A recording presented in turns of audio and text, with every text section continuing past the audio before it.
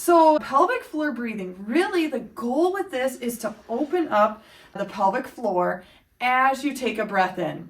So what I always tell my clients is to kind of start with having a hand on your rib cage here, have a hand on your belly, feel those areas fill up. And you might want to feel your rib cage even expand out to the side and the back as you breathe in, and that's going to translate down to your pelvis. So if you watch me do it here, I'm feeling that open up, and then as you exhale, you're going to feel it elevate as well. So if you're looking on a pelvic model, as you breathe in, you want to feel like this bone and this bone. So these are your sit bones here.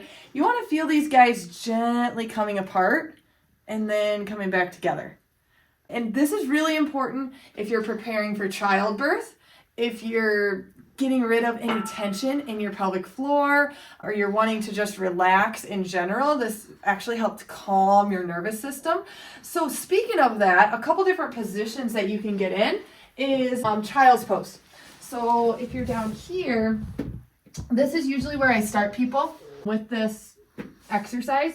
You're here breathing in, and then you're thinking about this bone and this bone just kind of gently coming apart. So you probably weren't able to see that, but you'll definitely feel it as you do it. You can also go into a deep squatting position. So if you're holding onto a chair, you can hold onto a ball, really anything right about at this level. You want to lean forward a little bit so that you're blocking your rib cage from going forward, and it gets more into the back and then down to your pelvis. So, and I noticed on that one, I elevated my shoulder a little bit. You actually want to make sure that they stay relaxed. So you might do that on the first one, and then the second one, really keep those shoulders down.